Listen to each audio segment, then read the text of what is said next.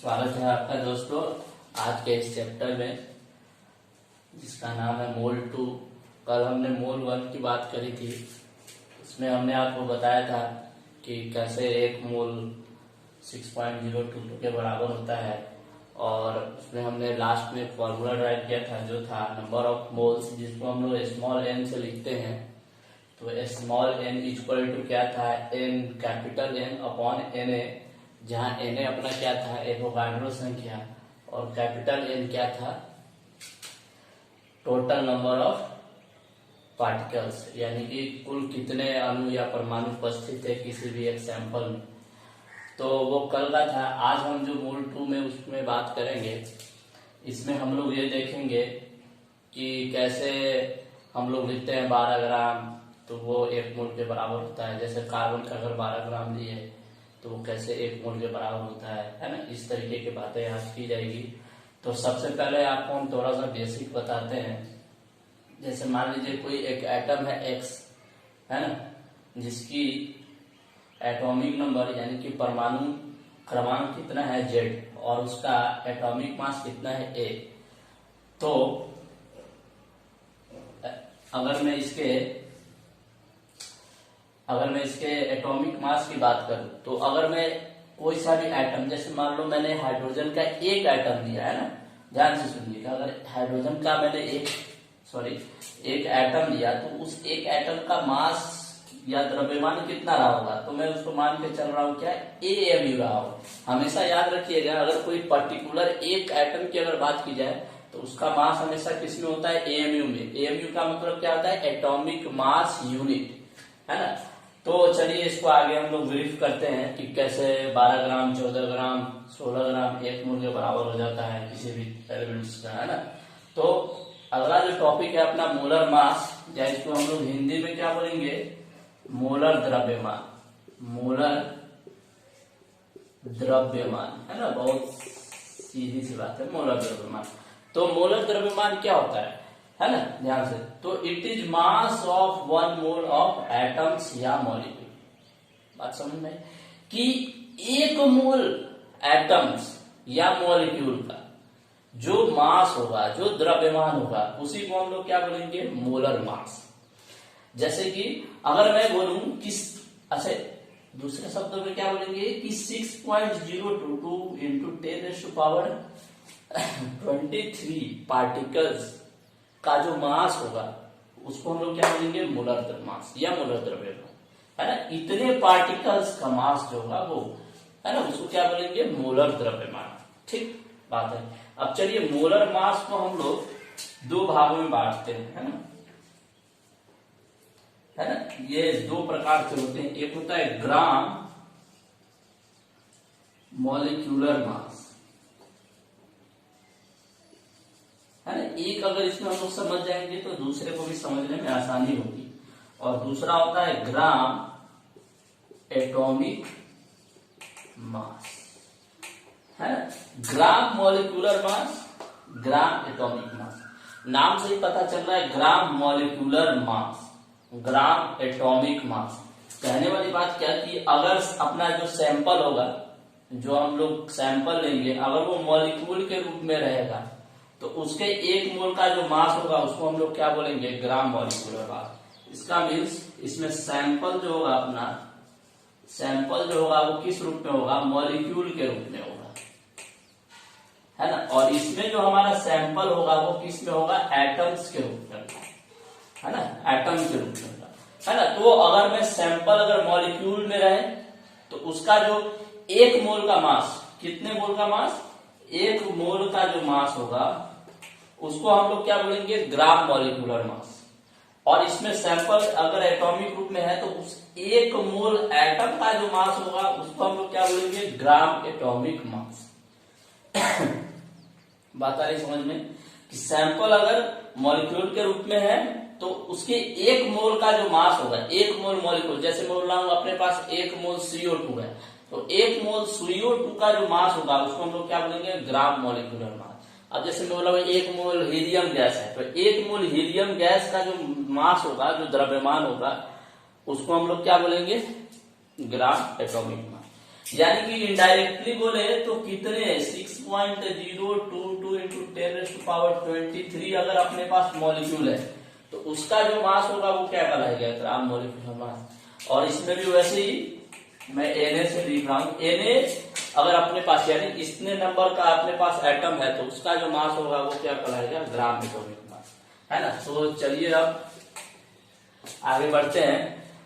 पहले मैं gram atomic mass को डील करता हूं, ग्राम एटॉमिक मास, है ना, ग्राम एटॉमिक मास, है ना। तो सैंपल पहले अपन बता चुके हैं कि ग्राम एटॉमिक मास क्या होता है, कि एक मोल एटम्स का जो मास होगा वो क्या कहलाएगा, ग्राम एटॉमिक मास।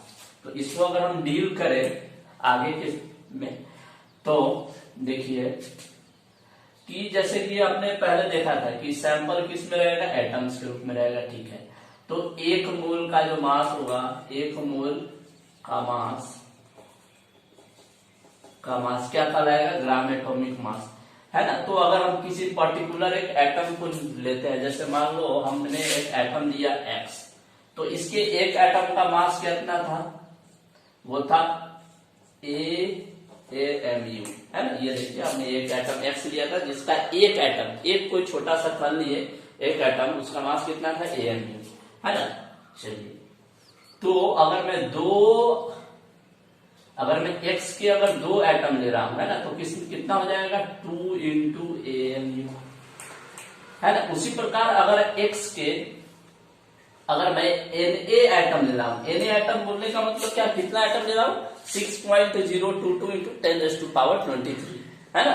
तो अगर मैं Na एटम ले रहा हूं X का अगर मैं Na एटम ले रहा हूं तो उसमें कितना हो जाएगा, Na इंटू AMU। बात आ रही समझ में। अगर कोई एटम X है उसका अगर मैं Na एटम ले रहा हूं तो उसका मास कितना हो जाएगा, Na into AMU, Na into AMU। बात आ रही समझ में। चलिए अब इसको मैं और थोड़ा सा सिंप्लीफाई कर दूं तो आपको पता होना चाहिए, है ना, कि 1 AMU बराबर होता है 1/Na ग्राम, ठीक। 1 AMU बराबर क्या होता है, 1/Na ग्राम, है ना। तो Na इंटू A इंटू क्या लिख सकता हूं, 1 AMU में इसको लिख सकता हूं, है ना, या फिर Na into A into 1 AMU का वैल्यू मैंने कितना बनाया है, 1/Na ग्राम। तो Na से Na कैंसिल हो गया और ये क्या आ गया, A ग्राम आ गया। तो आप इसमें देख सकते हैं कि अगर कोई सिंपल सा एक एटम है ना, एक एटम है तो उसका मास कितना होगा, AMU। और उसी का अगर मैं Na एटम यानी एक मोल ले लिया हूं तो उसका मास कितने आ जाता है, ग्राम में। तो ये बेसिक डिफरेंस होता है किसी भी एटम्स का मास में। अगर वो AMU में दिया है तो वो एक एटम का होगा, और अगर वो ग्राम में दिया है तो वो एक मोल का होगा। जैसे मैं अगर बोलूं, है ना, चलिए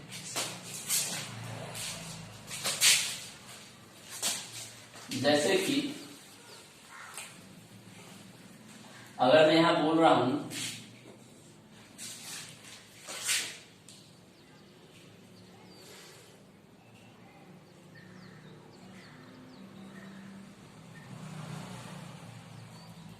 जैसे कि अगर मैं यहाँ पे बॉक्स के माध्यम से समझते हैं, है ना। जैसे मान लीजिए कोई एटम है ना, इसका ये हो जाएगा AMU में मास और ग्राम में मास, है ना, दो अलग अलग है। तो ग्राम में होगा तो इसको हम लोग क्या बोलेंगे, ग्राम एटॉमिक मास। AMU में होगा तो सिंपल सा एटॉमिक मास में। तो मान लीजिए अगर मेरे पास हाइड्रोजन है, अगर उसका मास मैं ले रहा हूं 1 AMU, है ना, तो वो मास किस में होगा, 1 AMU है, मतलब एक एटम का मास।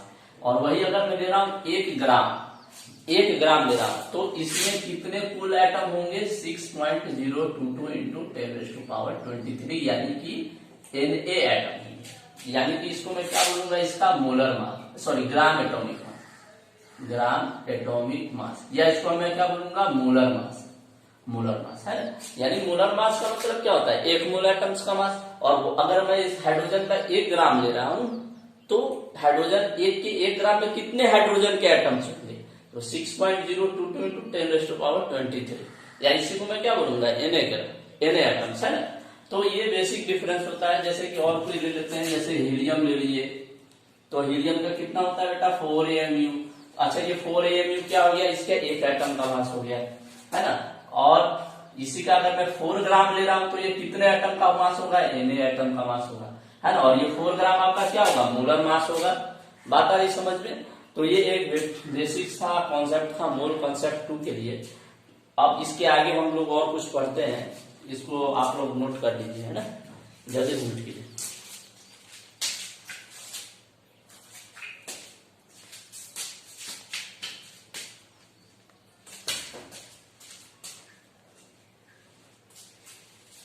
चलिए, है। तो अब आगे हम लोग देखते हैं, एक तो हो गया ग्राम एटॉमिक मास, अब ग्राम मॉलिक्यूलर मास क्या है, बस इसी के जैसा है।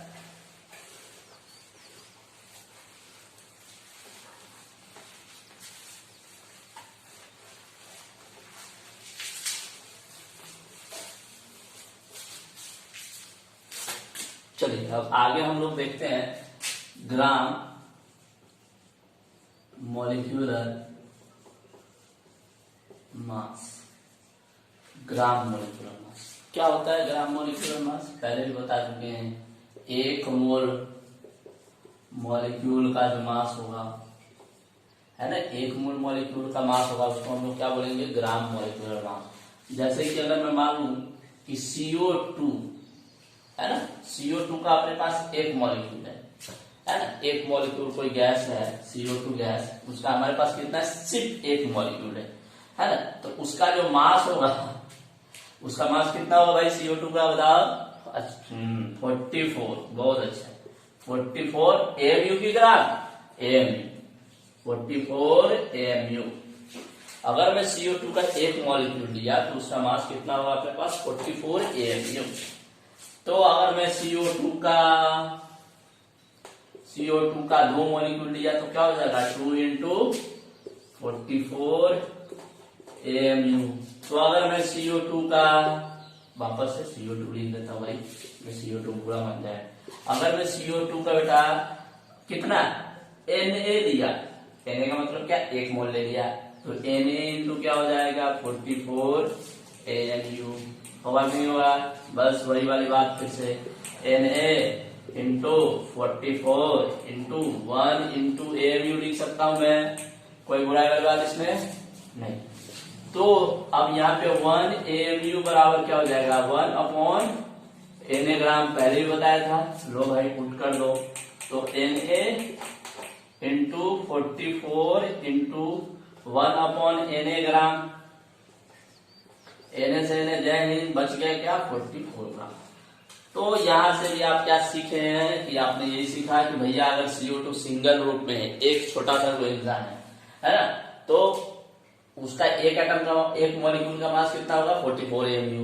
अगर मैं बात करूं 44 ग्राम में, तो इसमें कितने मॉलिक्यूल्स होंगे, तो इसमें अपने पास मॉलिक्यूल्स कितने होंगे CO2 के, 6.022 इंटू 10⁻23 CO2 के मॉलिक्यूल्स हैं। तो ये एक छोटा सा बेसिक कॉन्सेप्ट है ग्राम मॉलिक्यूलर मास, है ना। तो जैसे आइए कुछ एग्जांपल कर लें इसके, है ना। हालांकि इसमें भी बहुत सारा चीज आपको आगे सीखने को मिलेगा, मैं बताऊंगा आपको, है ना, धीरे धीरे। तो चलिए अगर मैं इसमें बताऊं, 4 खाने बना देते हैं पहले भाई, है ना। जैसे मान लो इधर गैस है, कौन सी गैस है, मान लो CO2 हो गया, N2 हो गया, और कोई से एग्जाम्पल बता दो भाई, है O2, बहुत अच्छा है ना। और CO2 का अगर मास अगर AMU में दिया है तो इसका कितना हो जाएगा, 44 AMU। N2 का कितना हो जाएगा बताओ, 14 दूना 28 AMU। O2 का कितना हो जाएगा, 32 AMU होगा ना। और यही अगर मैं इसका ग्राम में लूं, ग्राम मॉलिक्यूलर मास में, है ना, या इसी को मैं क्या बोलूंगा, मोलर मास भी, है ना। तो ये कितना हो जाएगा, 44 ग्राम, ये कितना हो जाएगा, 28 ग्राम, और ये कितना हो जाएगा, 32। आ रही बात समझ में, चलिए, है ना। तो इसको लिखिए, ठीक, लिख लिया, बहुत तेज हो गया है।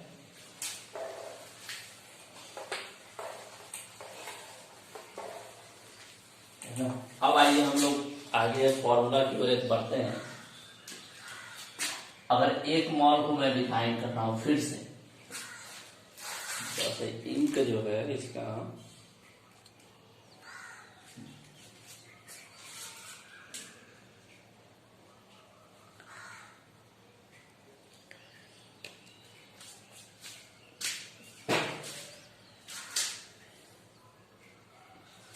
इंक खत्म हो जाए।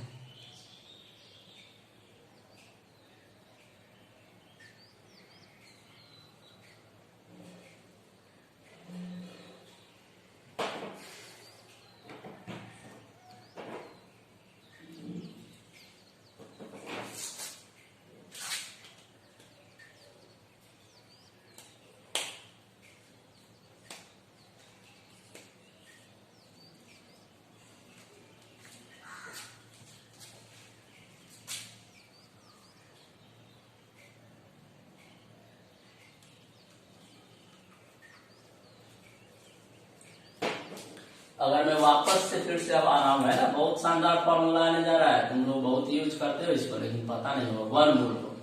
अब मैं वन मोल को अगर मैं डिफाइन करूंगा, है ना, फिर से, है ना, तो इसको मैं क्या डिफाइन करूंगा, one mole of any substance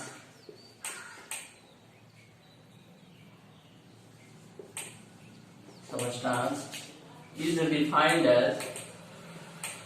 defined as contain as many as particles which present in 12 gram of isotopes of C12 atoms। मतलब क्या, ध्यान से देखिएगा, मैंने यहाँ पे दो चीजें लिखा है, 12 ग्राम और दूसरा क्या, वन मोल किसी भी सबस्टांस का अगर मैं डिफाइन करूं तो one mole of any substance is defined as which contains, sorry छूट गया है, as contain as many as particle which present in 12 gram of isotope of C12 atom, carbon 12। मतलब क्या कि कार्बन 12 के अगर मैं 12 ग्राम ले रहा हूं, ध्यान से सुनिएगा, कार्बन 12 के मैंने कितना ग्राम लिया, 12 ग्राम, और उस पर एक डिवाइस आता है ना, जिसमें अपन मोल्स वगैरह कैलकुलेट करते हैं, स्पेक्ट्रोमीटर, उसमें जब मैंने उसको डाल के देखा तो वो मुझे कितना कार्बन का एटम्स देगा, याद रखिए, कार्बन 12 का मुझे कितना ग्राम लेना है, 12 ग्राम, और उसको हमको किस में डालना है, स्पेक्ट्रोमीटर में, है ना। स्पेक्ट्रोमीटर में जब उसको डाल के देखेंगे, ऑब्जर्वेशन करेंगे, तो उसमें हमको कितना मिलेगा, उसमें हमको कार्बन का कितना एटम मिलेगा, 6.022 इंटू 10 का पावर 23 कार्बन का एटम मिलेगा। तो इसी को हमने क्या बोल दिया, पहले भी हम लोग देख चुके हैं कि अगर भाई कार्बन 12 का अगर 12 ग्राम लिए, उसमें इतना एटम आ गया, और इसी को हम लोग पहले भी बोल चुके हैं, कितना मोल के बराबर होता है, 1 मोल के बराबर, है ना। तो ये एक बेसिक सा डिफिनेशन और है कि कार्बन 12 का अगर हम 12 ग्राम लिए, उसको स्पेक्ट्रोमीटर में डाल के देखे, उसमें हमको एटम कितना मिला, इतना, है ना, और इतना एटम मिला है, तो इसको हम लोग क्या नाम दे दिए, भैया ये 1 मोल के बराबर है। बात आ रही समझ में, चमका सबको। चल अब एक सुंदर सा फॉर्मूला हम लोग डिराइव करते हैं यहां से, है ना, बहुत सारा, कि 1 मोल अगर अपने पास कोई एटम है, मान लो कार्बन का एटम है, वो कितने के बराबर होगा, 12 ग्राम के बराबर होगा, है ना। तो 2 मोल अगर कार्बन का एटम है तो कितने के बराबर होगा, 2 इंटू 12 ग्राम के बराबर होगा। तो अगर मैं इसी प्रकार बोलूं, n मोल अगर कार्बन का एटम है तो किसके बराबर होगा, n इंटू, बताओ जल्दी से, n इंटू 12 ग्राम के बराबर होगा। बात आ रही समझ में, है ना, 12 ग्राम के बराबर होगा। चलो आप थोड़ा सा आगे चलते हैं, इसको मैं बिताता हूँ यहाँ, है ना।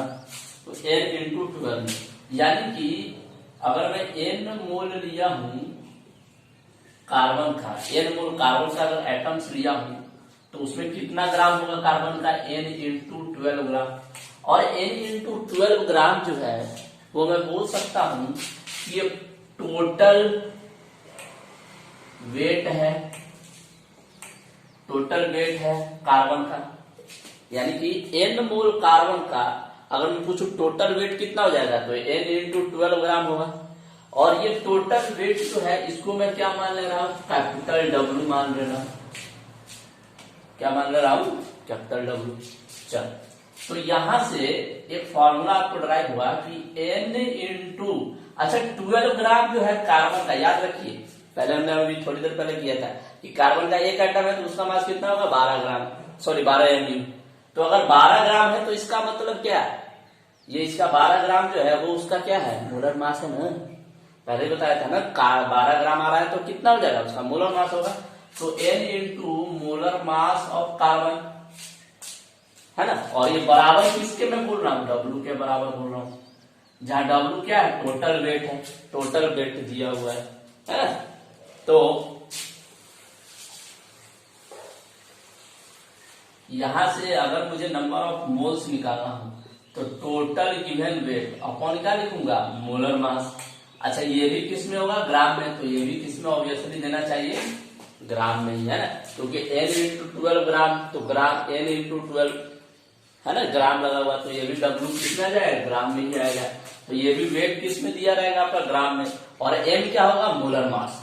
पता नहीं समझ में, ये हो गया आपका एक नया फॉर्मूला। चलिए एक सवाल बनाते हैं, है ना, ये सबके लिए होगा, एटम्स के लिए भी होगा, मॉलिक्यूल्स के लिए भी होगा, है ना। चलिए तो अगर मैं लिखूं, क्वेश्चन देखता हूँ, छोटा सा पहले क्वेश्चन, मोल ज्ञात कीजिए, कैलकुलेट मोल, है ना। कोई मान लीजिए सैंपल दिया हुआ है, उसमें दिया हुआ है 28 gram of nitrogen gas, N2 gas, है ना। एक कोई कंटेनर है, मान लीजिए एक कमरा है, उस कमरे में 28 ग्राम क्या डाला हुआ है, नाइट्रोजन गैस डाला हुआ है। अब हमको मोल निकालना है, तो सबसे पहली बात तो क्या करेंगे, ये 28 ग्राम अपना क्या हो गया, तो ये 28 ग्राम क्या हो गया, टोटल वेट हुआ ना भाई। चलो तो यहाँ पे मैंने गिवन क्या दिया हुआ है, W का वैल्यू दिया हुआ है 28 ग्राम। अब देखिए N2 ग्राम में है ना, सॉरी N2, तो N2 क्या है, गैस है, और दो रूप में है, तो ये मॉलिक्यूल होगा कि एटम होगा, मॉलिक्यूल होगा, है ना। तो N2 मॉलिक्यूल है, तो इसका मास हमको, ये मास किस में लेना है, मोलर मास में। तो नाइट्रोजन का मोलर मास कितना होता है, 14 दूना 28, तो ये 28 ग्राम ये भी होगा।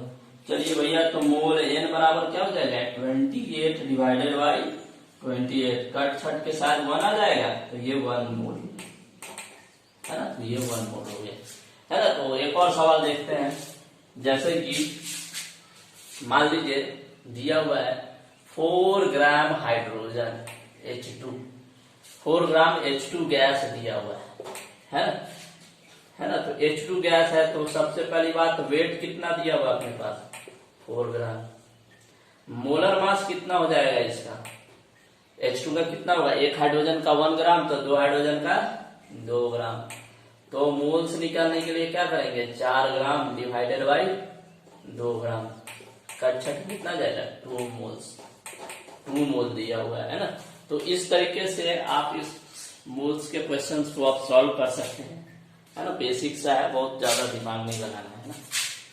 चलिए, तो ये एक और मोल का फॉर्मूला हो गया, एक ये हो गया, और एक कल हमने देखा था, तो ये 2 फॉर्मूले हो गए जिसको आपको रखना है।